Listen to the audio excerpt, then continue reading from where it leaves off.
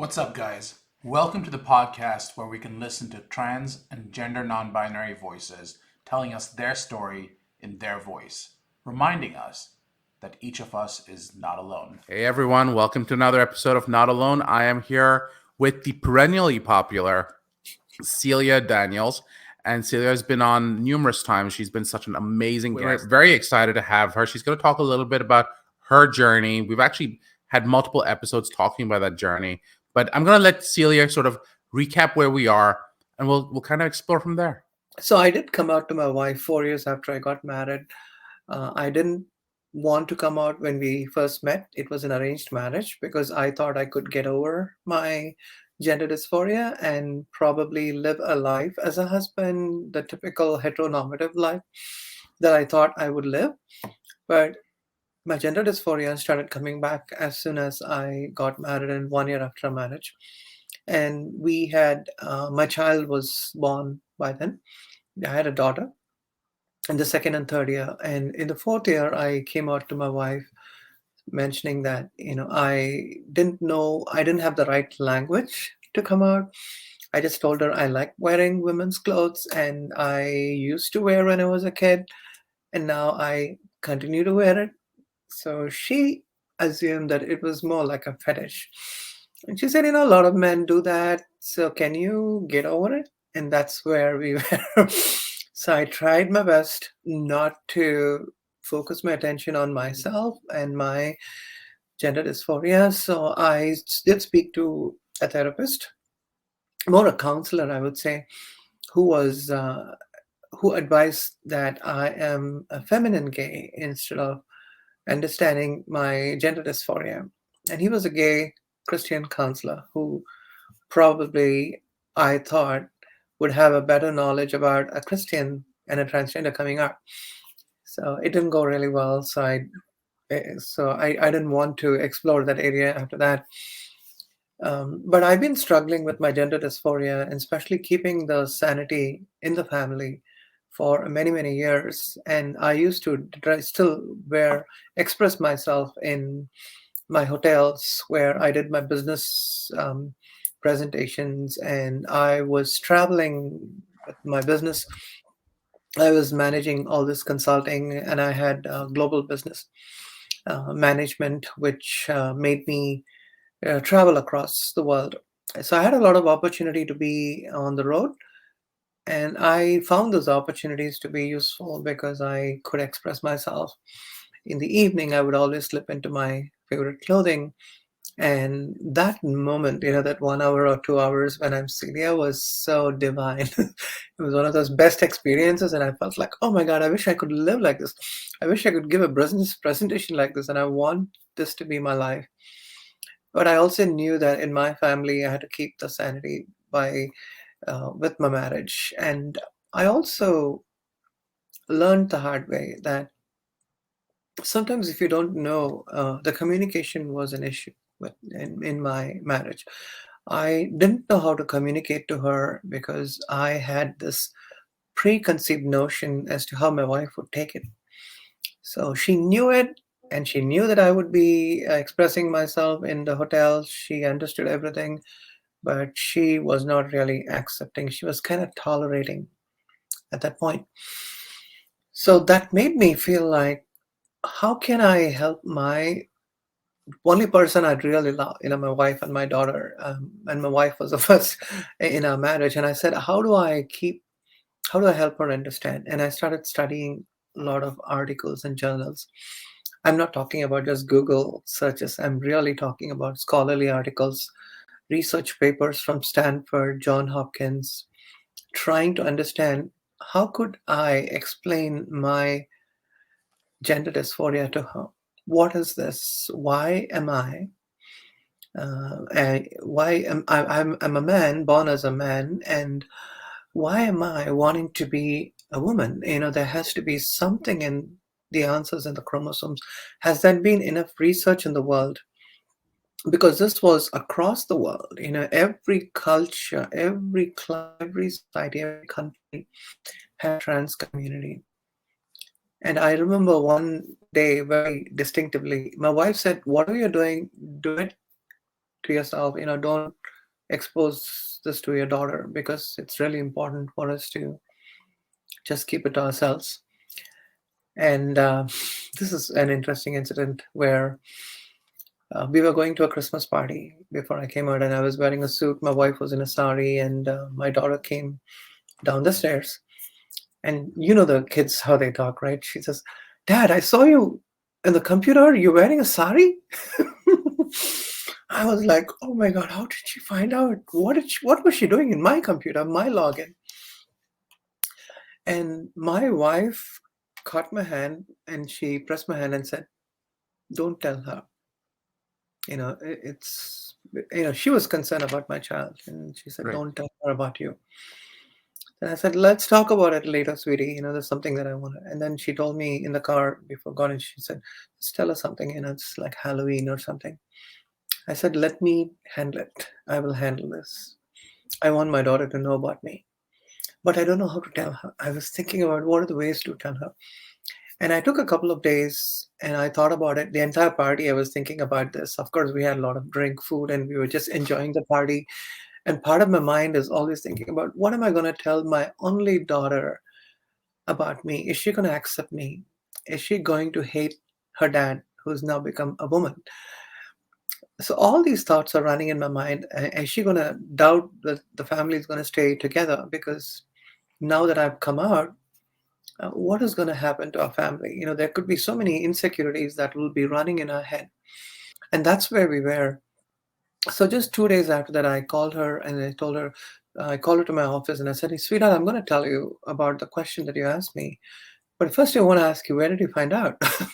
And she told me, there was a picture of you in a computer where you were putting on makeup. And I said, "Oh, the one I was putting on makeup, but the ones I have put on makeup, and have you seen those pictures?" She said, "You don't look anything like that. You look so different when you have your makeup on. You look really good, Dad." And I was like, "Oh my God, thank you, sweetheart." So I told her my story, which I had covered in the previous episodes. I told her my entire story about my childhood abuse, not getting into the details, but about how I was publicly humiliated and how I was born differently. She listened to me carefully, and she was telling me, I looked at her, "So, Dad, what do you want me to call you from now on?" And How old was she, by the way, at this point? she was 12th grade. Oh, wow. Okay. I would say around, 12 years old, not 12th grade, I'm sorry, 12 years old, just around puberty. And I was shocked, and I said, um, "I'm trying to explain to you about this, and you seems like you understand this." And she said, "Yeah, Dad, I know about it." "So you know about LGBTQ community?" "Yeah, my friend is gay, and another friend is pansexual. I know about this, Dad. Not a problem." And then I said, "Okay, I know you asked me the question. Uh, are you okay with Dad coming out? And what's going on with me?" And she said, "Yes, Dad, I don't care. No, it's okay." They use these words, "I don't care." In India, it's like a big deal when someone says, "I don't care," because culturally we are raised differently. And I was like, "What do you mean you don't care?" And she said, "No, I don't care. I don't really care about it." And what she meant was that she didn't really have a concern about it. She wasn't concerned that I came out as a trans person. And she asked me, "What do you want me to call you, Dad?" And I said, "You're going to call me Dad. Is that okay?" And she was like, I could see her face at the time. A part of her face was saying, I hope you don't say that I should call you Mom." And because we had a wonderful, she has a wonderful mom, and she didn't know what to do with Dad coming out as a woman. So I told her, "I'm going to be a dad no matter how I look, how I'm going to present myself." Well, I was talking to her. I was not feminine presenting. Um, I was presenting in my birth gender. And after that, she said, "Okay, I'm going to call you Dad." And all right, Dad, I got to go in 25 minutes. She was done. And she asked me for my pronouns. And I told her, "You're going to call me he, him. Is that okay? Because I'm still your dad." She said, "Yeah, that's fine." And off she went. And I'm sitting there thinking, oh my God, what had just happened? My daughter accepted me in 25 minutes. My wife is still grappling with this. It's been 15 years. Yeah. 15 years. And I didn't know what to do. And I was thinking to myself, and that's one thing that I feel the younger generation are much more open to us. It was such an interesting experience for me when I tell this story.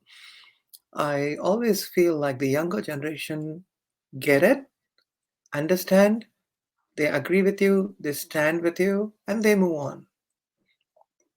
For them, it's not an issue anymore.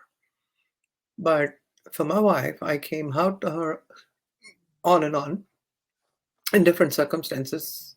The issue is always there. It's like, oh, but you came out as trans, and how are you dealing with it? It's just the cultural way we are raised. My wife is again a Gen X generation. She's 1 year elder to me, 1 year younger to me, and I kind of feel like we are in the US, but our mind is still in India. The way we transport our body here, but our mind, the way we grew up in India, we tend to lean on to those cultures, those values, that conservativeness that we were raised with. And that's exactly how I saw my wife, that she was raised in a very conservative Anglican traditional way. Even I was Anglican, but not as traditional as she is. And I really understood that. And of course, over a period of time, my daughter started growing up and she started talking about it freely in the house. She gave me makeup tips and she has seen me dress up, uh, presenting. There were times when her daughter and we'll be watching TV together. I'll be dressed in a saree and it was so natural. And she never just even batted her eye and looked at me differently. She was like, "Yeah, hey, Dad, you look nice today. You are." And then she will say, "Did you see that show I'm going to talk about?" And then we will watch some TV and we will talk about a lot of interesting conversations we had about the LGBTQ community, the kind of oppression they're facing. And a lot of this came not because I taught her, but children know it. They see so much information on this in the social media and they learn. And to me, I was really proud of my daughter because I didn't tell her anything about the LGBTQ community, but she started talking to me about acceptance. Started talking to me about how people are different, how pronouns are important, why there is so much of issues with trans community. Even till today, she sends me lots of articles and she says, Dad, I attended here, I like this one. And she was talking to me about anti-trans legislature in a lot of conversations. She's 23 now. And we have some very interesting conversations that my wife sometimes feels she's left out. She'll be sitting and looking at both of us like this. And she'll always tell me anything that comes to social justice, anything that comes to people related, always go to your dad because, I mean, the dad's got the best ideas and he's a good role model for you. And that's what my wife will always tell my daughter. And we have grown into a very different family where my wife started accepting me because of my daughter. Because she was concerned about my daughter all the time as to how my daughter is going to receive this. I see a lot of Indian parents worried about their children that watching Disney and looking at a particular character in the TV is going to make their daughter gay or lesbian or trans. Actually, no. You're either born this way or you're not. That's it. You don't along the way pick a particular clothing and say, you know what, I think I'm going to be trans today. It doesn't work that way. You can be queer, you can try out and see what your gender is, but you can't, you're going through gender dysphoria, and it's very different for people like me or someone who is going through gender dysphoria to just pick and choose what they want. And this is not a lifestyle, but it's our life. And once my daughter understood that, and I told her that, sweetheart, and I told my wife the same thing, we are a family. And to be a family, it always takes so much of sacrifice from both sides, from the husband and wife. And it's a lot of sacrifice and working together to make your marriage work. So to me, it was really important, and I wanted to give my best shot. If my wife really hated me, she would have left me many, many years ago. She always told me, even during our 25th wedding anniversary, she told me that if I have to start my life all over again with you, I would pick that than anything else. And to me, it was very emotional, and I felt like it's not that I am lucky. I mean, it's not that she is lucky, but I am so lucky to have a spouse who really understood me. And it took a long, long way to go, in a long time to move the needle in order for us to get there. Yeah. So yeah, this is where we are today. We have just celebrated our 26th wedding anniversary. We went on a cruise. My daughter was so excited. We did a panel together. My daughter she's very supportive when I do panels, and when I do some educational sessions for the community. She's in the calls. She just joins and she says, "Hey, Dad, I want to encourage you." And one day she asked me, "I don't want to call you Dad in front of all people. So what do I call you? Say that's my parent, and you can use they them pronouns if you want, because I'm fine with that." So my daughter's in some of the calls, and she uses they them pronouns. It's such an amazing experience when you have your family working together in spite of what we're going through. That's how I see this, and I am blessed. All I can say is I'm blessed to have beautiful two cisgender women in my life, my wife and my daughter. So I have 100 questions to ask. I know you were taking notes there. But I figured you gave us a good lay of the land before we jump Right, into it. right. Um, what was so you told me that your daughter found the pictures, Mm, and she asked you, what should I call you? mm, What was your emotional feeling like when that happened? Because I imagine it's scary because you have a mm, certain role in your daughter's life. mm, It's also an exciting moment in that you get to become who you are, mm. and you don't have to hide that anymore. But there's this push and pull of uh do you give up who you are to become who you need to be, or vice versa? How did you make that decision about whether you will be dad to her, or you will be, as you eventually put it, her parent? So how did you make that decision? How did you decide you didn't want she, her pronouns with your daughter? Absolutely. I have a great relationship with my daughter growing up.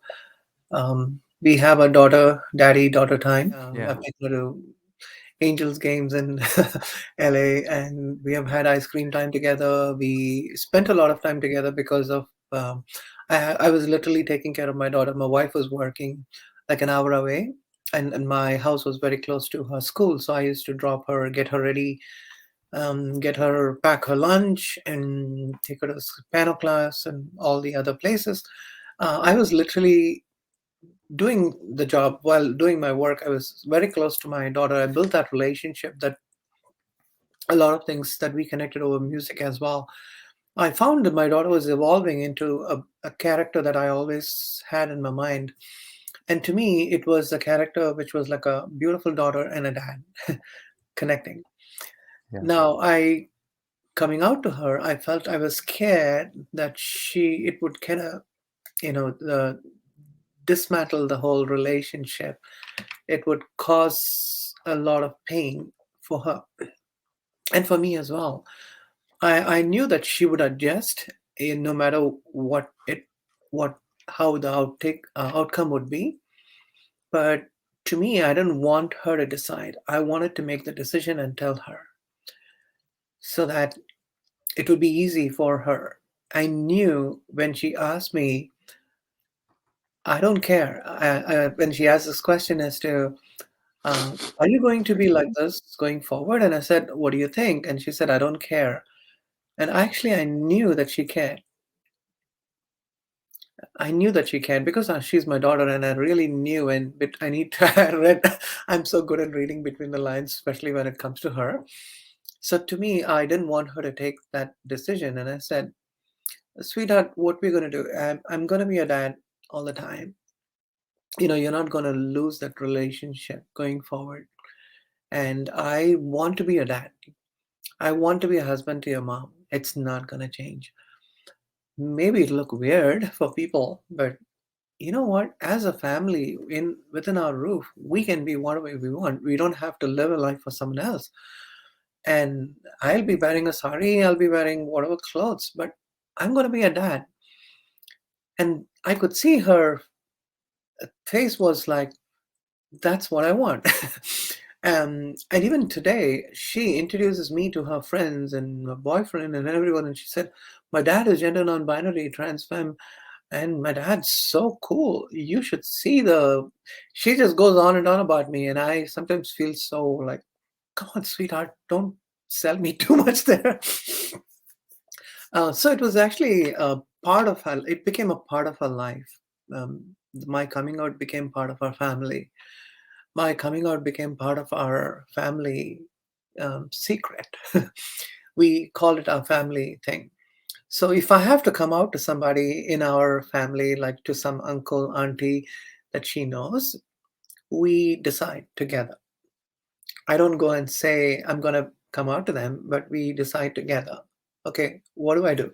How is your relationship going to, if I'm going to come out, what's going to happen? And my wife will say, okay, let's decide this. And so we'll sit down, figure out. And I did that with my brother.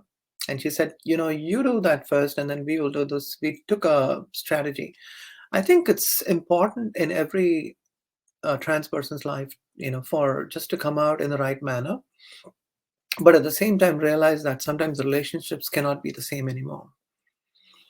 So my daughter actually found a beautiful person in me, which she never expected. It was like an advantage for her. She thought I was this plain old simple South Indian dad, like other dads who likes just going out and eating food and just existing and doing whatever thing, business stuff. But when she found out I was different, it kind of blossomed her. She felt like, wow, you're so different. You listen to me. And I could relate to you in many ways. So it was an addition to being a dad. It was like dad plus this beautiful person. It was not like dad minus something, but it became like a dad plus this beautiful person. Even today, I can't just express in words how thankful I am, because she keeps sending me all these great things. And it's and she talks about, she's very mature now. I could always see that she's mature. She's been mature even when she was a child. But I was worried about that relationship.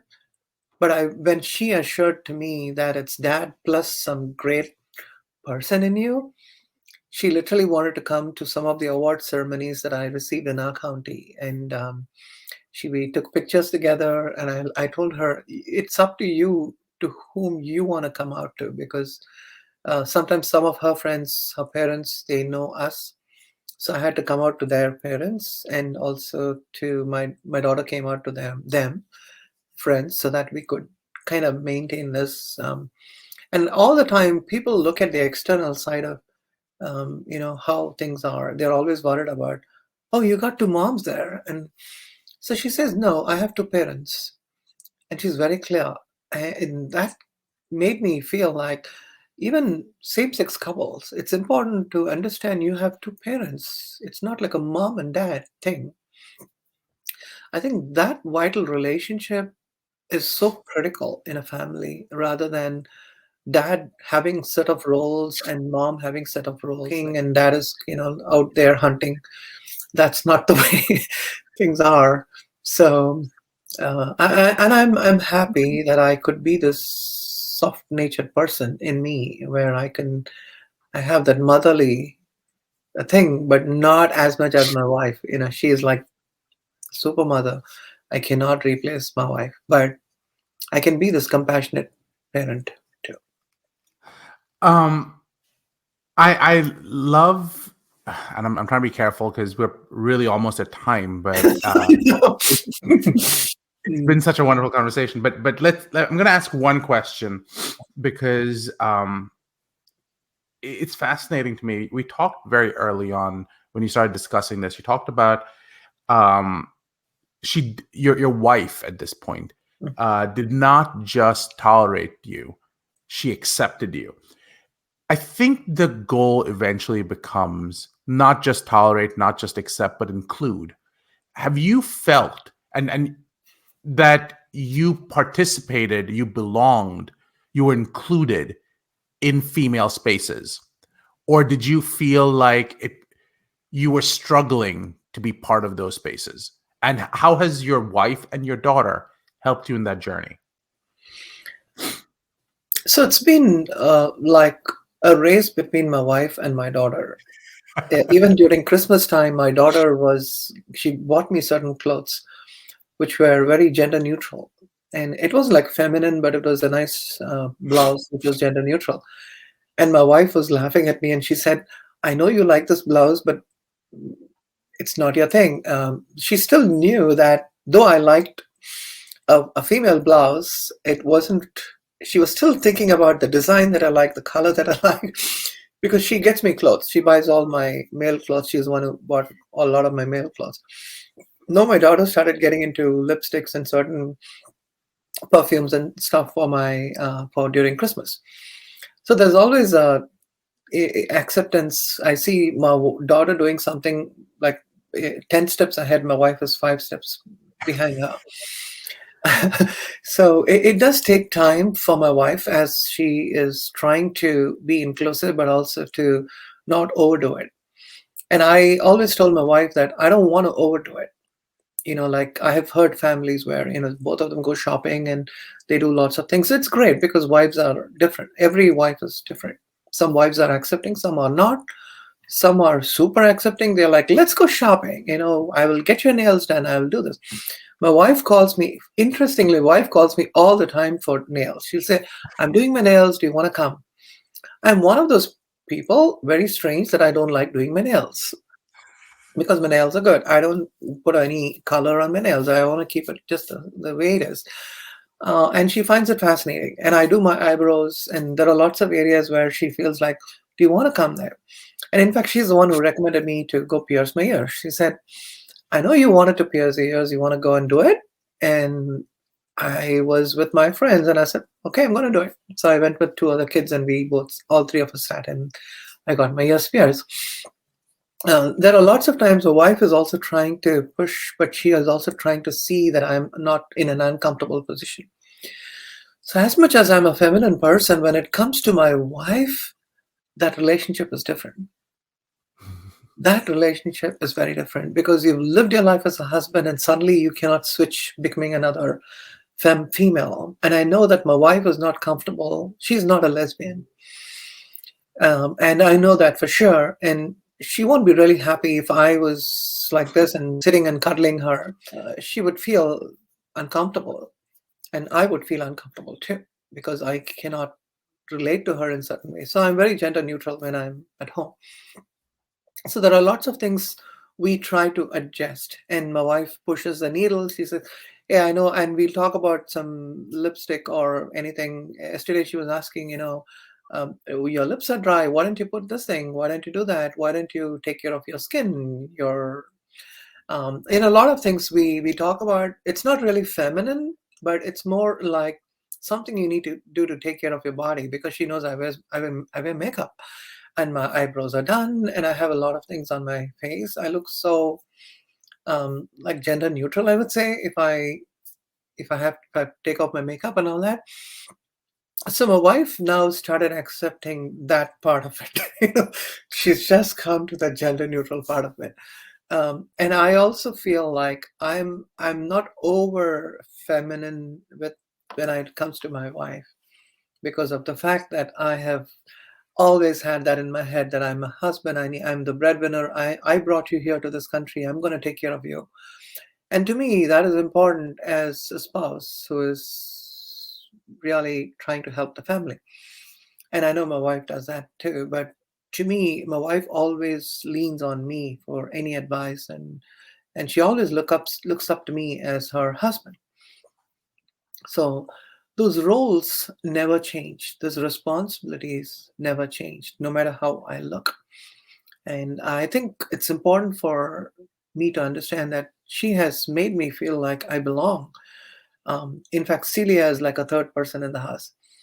Uh, it's like another person in the house, and she will, when I am really feminine, she'll say, "Okay, I'm gonna let you be Celia today. Just do your makeup and all that, and I don't want to disturb you. I have this call." So Celia has become like a third person in the house. So I am this husband, and then and this husband is also a woman, and I do my thing. So it's very interesting the way our family dynamics works, and in fact, I was expecting the worst, like I'm gonna get kicked out of the house, or my wife is not gonna like this. But she didn't like it, and for her to see her husband in a feminine way, and it took many, many years, many moons before she could really uh, feel like you're a human being inside, and I know how you're struggling, and I want to be there for you. I want to help you. I think when she saw the human side of what I was going through, and I was very honest, and she told me one day, please tell me everything that you're doing.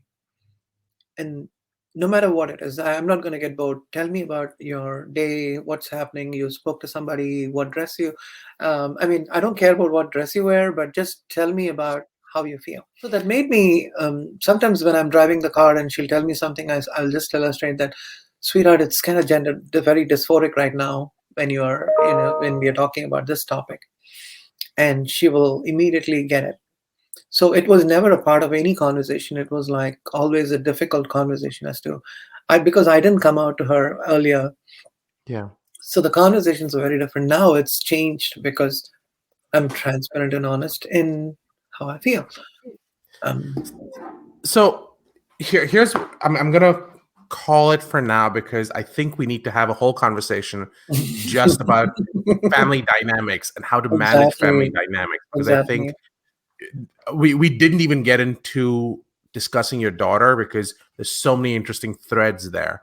But what you've raised for the audience, for the people who are listening, people who are struggling, that there isn't one constant normal way to interact with your family. Everyone's going to have the parts that work for them.